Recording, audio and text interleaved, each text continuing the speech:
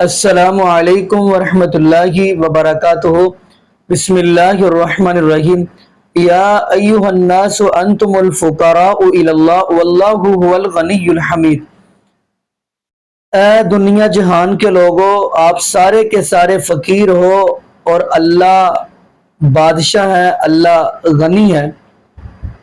تو ناظرین، آج جس حوالہ سے ہم آپ کو ویڈیو دکھانے جا رہے ہیں، یہ ویڈیو ہے آیا کہ کچھ لوگ حضرات محفلوں کے اندر یعنی نعرہ تکبیر لگاتے ہیں، بالکل ٹھیک ہے، یعنی زندہ باد، اور یا رسول اللہ کے بھی نعرے لگاتے ہیں، اور غوث الاعظم جو جن کو کہتے ہیں یعنی پیر عبد القادر جیلانی رحمۃ اللہ علیہ، ان کے بھی نعرے لگاتے ہیں۔ تو ایسے ہی حضرت علی المرتضیٰ رضی اللہ تعالی عنہ کو بھی نعرے لگاتے ہیں، اور جیسے وہ آپ کو کہتے ہیں کہ مشکل کشا کہتے ہیں۔ تو اسی حوالہ سے ہم آپ کو مفتی طارق مسعود حفظہ اللہ تعالیٰ کی ایک ویڈیو دکھائیں گے۔ پورا بیان عقیدہ توحید پہ ہے، اور انہوں نے بڑے کمال کے جملے یہ سمجھائے ہیں۔ جس بندے کو یہ عقیدہ توحید سمجھ آ گیا، وہ بندہ کامیاب ہو گیا۔ تو آئیے ناظرین، آخر مفتی طارق مسعود حفظہ اللہ تعالیٰ نے کن کن نعروں سے منع فرمایا کہ یہ نعرہ آپ نے نہیں لگانا، یہ نہیں لگانا، تو یہ کس زمرے میں آتا ہے۔ تو آئیے ناظرین مل کے ہم ویڈیو دیکھتے ہیں، تو پھر انشاءاللہ اسی والا سے ناظرین ہم بھی گفتگو کریں گے۔ تو آئیے ناظرین مل کے ویڈیو دیکھتے ہیں۔ آگے اللہ فرماتے ہیں دوسری کامیابی کی علامت الذین هم فی صلاتهم خاشعون۔ ایمان کے بعد سب سے پہلے کیا ہے؟ اچھا، ایمان میں توحید بھی ہے، اللہ پر ایمان۔ قرآن کہتا ہے وما یؤمن اکثرهم باللہ الا وهم مشرکون۔ بہت سے لوگ اللہ پر ایمان لے کر آتے ہیں، ساتھ میں شرک بھی کر رہے ہو۔ عیسائی بھی کہتے ہیں ہم ایک اللہ کو مانتے ہیں، پھر کہتے ہیں عیسیٰ اللہ کے بیٹے ہیں۔ اللہ کہتے ہیں اس ماننے کی تکلف کی ضرورت نہیں ہے، جب بیٹا تو اسی کی جنس میں سے ہوتا ہے، تو اللہ کا کو مثل کوئی بھی نہیں ہے۔ لیس کمثلہ شیء، اللہ جیسا کوئی بھی نہیں ہے۔ بیٹا باپ جیسا ہوتا ہے کہ کہتے ہیں نا ناک دادا پہ گئی ہے، آنکھیں، اور شرارتی اگر ہو تو بیوی کہتی ہے بالکل باپ پہ گیا ہے، ٹھیک ہے نا، بالکل کس پہ گیا ہے؟ باپ پہ گیا ہے۔ تو بیٹا نہیں ہو سکتا اللہ کا کوئی۔ تو عقیدہ توحید ہے، اس میں یا اللہ مدد ہوگا، یا رسول اللہ مدد نہیں چلے گا، یا غوث آدم مدد نہیں چلے گا، قبروں سے مانگنا نہیں چلے گا۔ اگر کرنا ہی ہے پھر اللہ کہتا ہے پھر یہ مجھ پر ایمان کے تکلف کی بالکل بھی ضرورت نہیں ہے۔ میں اکثر اس کو ایک مثال سے سمجھاتا ہوں۔ اللہ توحید کے بارے میں غیرت مند ہے، اور غیرت مند شرکت برداشت نہیں کرتا۔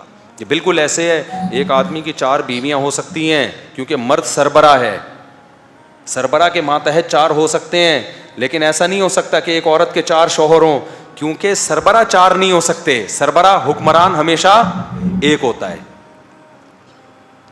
حاکم ہمیشہ ایک ہوتا ہے۔ تو اللہ سربراہ ہے یا ماتحت ہے؟ معاذ اللہ سربراہ ہے، وہ ایک ہی ہوگا۔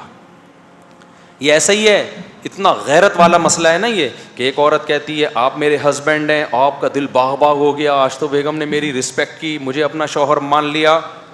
کہتی ہے آپ بھی ہیں، پڑوس کے وسیم بھائی بھی لگتے ہیں میرے ہسبینڈ۔ آپ بولو گے پھر وہی تیرا ہسبینڈ ہے، میں تیرا ہسبینڈ نہیں ہوں، دفع ہو یہاں سے۔ کیا خیال ہے؟ اگر غیرت مند ہوگے، اگر بے غیرت ہوگے ایک نمبر کے، آپ کہو گے تھینک یو۔ کیا کہو گے آپ؟ تھینک یو، مجھے فخر ہے کہ میری وائف براڈ مائنڈ ہے، بہت اللہ نے اس کو یورپ کی یونیورسٹی میں پڑھ کے آئی ہے، امریکہ ایسے ہی تھوڑی میں نے بھیجا تھا، انگلش ٹھش فش انگلش بولتی ہے فرفر۔ اور یہی تو ہے یہ گھٹیا نیچ قسم کے لوگ جن کے صرف ایک شوہر ہوتا ہے، یہ مجھے بالکل بھی پسند، یہ کبھی بھی ترقی نہیں کر سکتے، سمجھتے ہو؟ تو غیرت ہوگی تو بہت سی چیزیں سمجھ میں آتی ہیں، تو غیرت ہوگی تو عقیدہ توحید سمجھ میں آئے گا، بغیرتی ہوگی تو عقیدہ توحید سمجھ میں نہیں آئے گا۔ اچھا کیا کریں، اب 2 نمبریاں بہت ہو رہی ہیں۔ بہت سے لوگ کہتے ہیں ہم تو نہیں کہتے اللہ کے علاوہ بھی کوئی اللہ ہے۔ یہ ایسا ہی ہے جیسے کوئی عورت کہہ رہی ہے میں تو نہیں کہتی کہ میرے ہسبینڈ کے علاوہ بھی کوئی ہسبینڈ ہے، لیکن وہ ہسبینڈ کو جو رائٹس دینے چاہیے وہ کس کو دے رہی ہے؟ پڑوسیوں کو۔ تو ہسبینڈ کہے گا پھر اس تکلف کی ضرورت نہیں ہے کہ میرا ایک ہسبینڈ ہے، عملی طور پر تم نے 6 ہسبینڈ بولو رکھے ہوئے۔ خاص محبت ہے جو ہسبینڈ کو دی جاتی ہے، وہ والی محبت میں کسی اور سے شرکت، زینت کس کے لیے عورت اختیار کرے گی؟ ہسبینڈ کے لیے اپنی طرف مائل کرنے کے لیے. اب آپ جب گھر میں آتے ہیں سڑے ہوئے کپڑوں میں, پڑوس کا وسیم جب آتا ہے ایک دم چمک چھلو بنی ہوئی ہے, آپ کہو گے بھائی یہ جو تو مجھے زبان سے کہتی ہے نا ہسبینڈ, وہ تیرا کچھ لگتا نہیں ہے, رائٹ اس کو وہ والے دے رہی ہے جو کس کو دیے جاتے ہیں, ہسبینڈ کو. تو مشرک جو ہے کیا کہتا ہے, وہ گڑبڑ یہ کرتا ہے, وہ کہتا ہے میں ایک اللہ کو مانتا ہوں, اللہ کے علاوہ کوئی دوسرا اللہ نہیں ہے. یہ مشرکین مکہ بھی 2 نمبری کرتے تھے. وَلَئِن سَأَلْتَهُم مَّنْ خَلَقَ السَّمَاوَاتِ وَالْأَرْضَ لَيَقُولُنَّ اللَّهُ. اللہ کہتے ہیں کہ ان سے پوچھیں کس نے آسمان و زمین کو بنایا. مشرکین کہتے تھے صرف اللہ کو, ہم اللہ کے علاوہ کسی کو نہیں مانتے. پھر اللہ کہتا ہے پھر جھکتے کیوں ہو دوسروں کے سامنے جا کے, ان سے مدد کیوں مانگتے ہو. آج ہم نے جو سورت پڑھی ہے نا سورہ مومنون, اس کے آخر میں کیا ہے, وَمَن يَدْعُ مَعَ اللَّهِ إِلَٰهًا آخر. جو اللہ کے علاوہ کسی معبود کو پکارے گا, تو جس کو پکارے گا وہ معبود ہی ہے. تو اس لیے اسلام میں اللہ کے سوا کسی کو پکارنا جائز نہیں ہے. ایک شرک اکبر ہے, ایک شرک اصغر بھی ہوتا ہے جس کو ریاکاری کہتے ہیں, اللہ کے لیے علاوہ کسی اور کے لیے عبادت کرنا. اسی میں یہ بھی داخل ہے کہ آپ جو عاملوں کا اپنے دماغ میں آپ نے ایک تصور بٹھا لیا ہے نا کہ ان کی پھونکوں سے اور ان کے عملیات اور فلیتوں پلیتوں سے کام بنے گا, یہ بھی ایک قسم کا شرک ہی ہے, اکبر نہیں ہے, اصغر شرک ہے یہ. ان کمبختوں کے ہاتھ میں کچھ بھی نہیں ہے. نئے نئے لوگ آ جاتے ہیں, بس ایک جملہ میں عامل چاہے دیوبندی ہو, عامل چاہے بریلوی ہو, عامل چاہے اہل حدیث ہو, عامل چاہے رائے کا مقیم ہو, عامل کے چاہے 1 سال لگے ہوئے ہوں, عامل چاہے مولانا طارق جمیل صاحب کا علاج کر رہا ہو, عامل چاہے مفتی طارق مسعود صاحب کا علاج کر رہا ہو, عامل چاہے تہجد گزار ہو, قرآن میرے ہاتھ میں ہے. عامل یا تو 2 نمبر ہوگا یا 2 نمبر نہیں ہوگا, 1 نمبر اوپر کی سیٹنگ اس کی آؤٹ ہوگی عملیات کر کے, پورا نارمل نہیں ہوگا. یہ ذہن میں رکھو, اتنا بڑا دعویٰ میں کانفیڈنٹلی ایسا ہی نہیں کر دیتا. تو میرے سامنے نہ بتایا کرو حضرت جی کا علاج کیا تو ابے بلو بنائے حضرت جی کو, چاہے کتنے بڑے حضرت جی ہوں, یہ سب 2 نمبر ہیں, منجن ہے, یہ کچھ بھی نہیں ہے ان کمبختوں کے پاس. مفتی موسیٰ روحانی بازی عامل نہیں تھے, یہ میں پھر کئی دفعہ اس کی وضاحت کر چکا ہوں.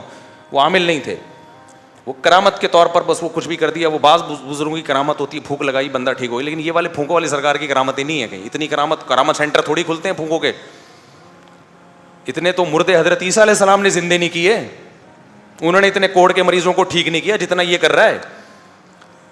تو ہم کرامت کے منکر نہیں ہیں میرے بھائی, لیکن خدا کے لیے عاملوں کے چکر میں اپنی زندگیاں برباد. کچھ عامل 2 نمبر ہوتے ہیں, کچھ ہوتے بزرگ ہیں, عملیات اور فلیتے پلیتے کر کے اوپر کی کھوپڑی خراب ہو چکی ہوتی ہے. ان کو ایسا لگتا ہے آپ پہ چڑیل ہے, ہوتی نہیں ہے, ان کی اپنی کھوپڑی خراب ہو چکی ہوتی ہے. نیک ہوتے ہیں, کھوپڑی صحیح ہونا اور نیک ہونا 2 الگ الگ چیزیں نہیں ہیں, دونوں جمع ہو سکتی ہیں.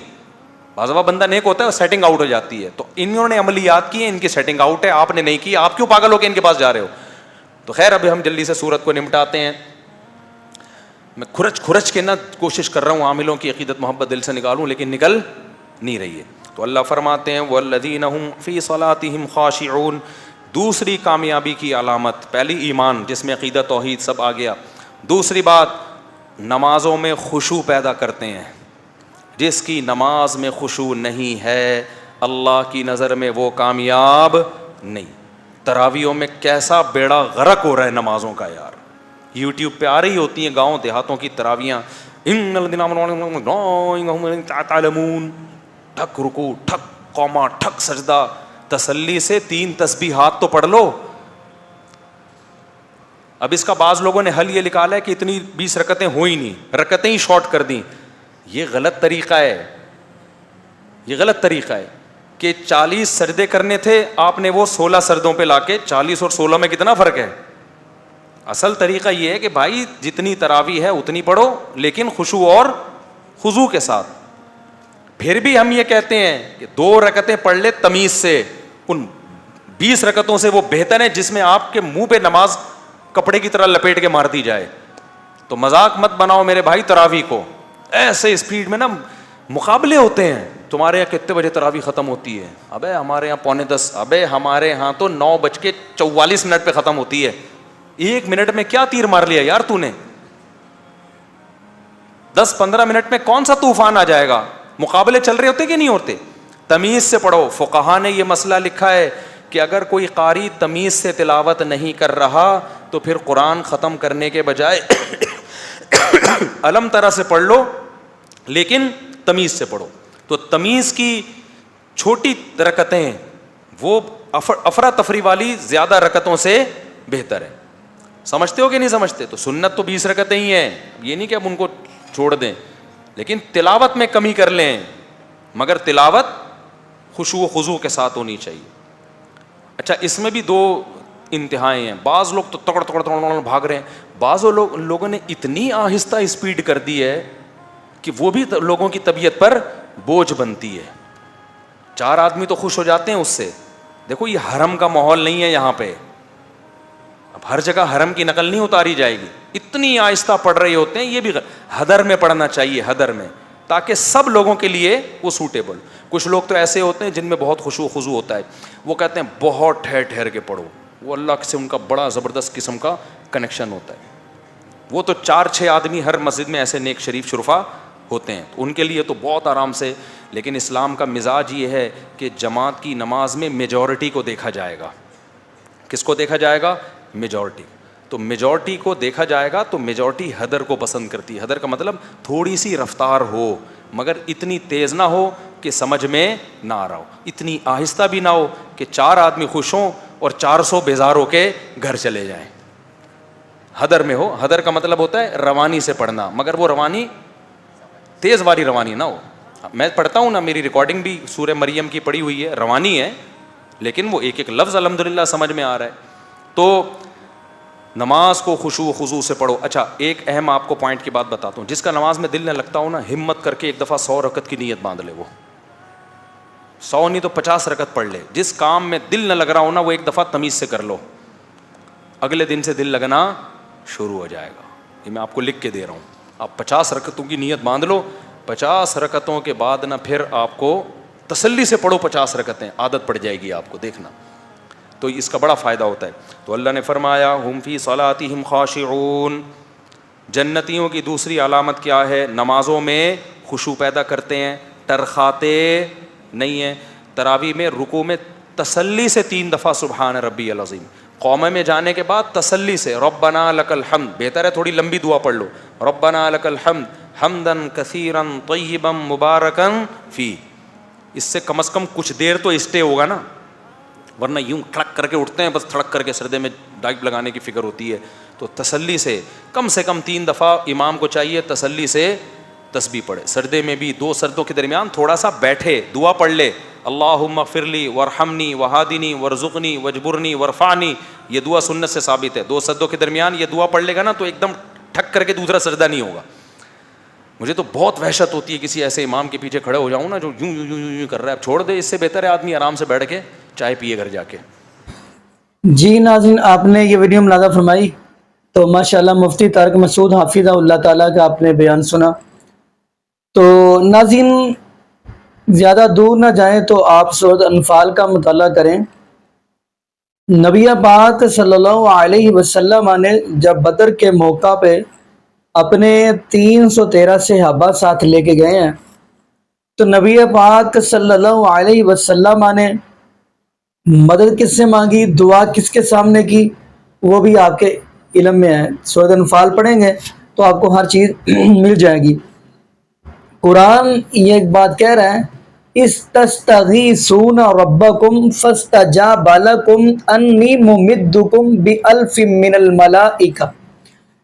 اللہ پاک فرماتے ہیں میرے محبوب, جب آپ نے ہمارے سامنے ہاتھ پھیلائے, آپ نے ہم سے مدد مانگی, ربکم اپنے رب سے آپ نے مانگی, فاستجاب لکم ہم نے آپ کی دعا کو قبول کر لیا. یعنی نبی پاک صلی اللہ علیہ وسلم جب بھی مدد مانگتے تو رب العالمین کی ذات سے ہی مانگتے. تو اللہ پاک نے فرمایا ہم نے آپ کی دعا کو قبول کر لیا. اور بدر کے اندر ناظرین آپ کو اس بات کا علم ہوگا کہ اللہ پاک نے 1000 فرشتوں کا نزول فرمایا تھا, اور بلکہ یہاں تک الفاظ ہیں کہ اللہ پاک فرمانے لگے فرشتوں آپ جاؤ اور میں بھی آ رہا ہوں. یعنی پتہ یہ چلا نبی پاک صلی اللہ علیہ وسلم نے رب العالمین سے ہی مدد مانگی ہے. جیسا کہ آپ جتنے بھی انبیاء قرآن پاک کا مطالعہ کریں, نبی ایوب علیہ السلام کی طرف دیکھیں تو وہ بھی ایوب اذ نادی ربہ ہوا، اپنے رب کو پکار رہے ہیں مشکل کے وقت۔ تو جتنے بھی انبیاء ہیں، تو خیر ویڈیو بڑی نہ ہو جائے تو یہاں پہ ایک اور بات بتاتا چلوں۔ حضرت علی المرتضیٰ رضی اللہ کو تعالی عنہ، دیکھیں آپ سورہ فاتحہ پڑھتے ہیں نماز کے اندر، تو سورہ فاتحہ کے اندر پڑھتے ہیں ایاک نعبد و ایاک نستعین۔ تو ناظرین آپ کے بھی علم میں بات ہوگی کہ حضرت علی المرتضیٰ رضی اللہ کو تعالی عنہ انہوں نے کبھی نماز اپنی قضا بھی نہیں کی، آخر وہ بھی تو نماز میں کہتے ہی ہوں گے نا ایاک نعبد و ایاک نستعین، اللہ میں تیری عبادت کرتا ہوں، تجھی سے مدد مانگتا ہوں۔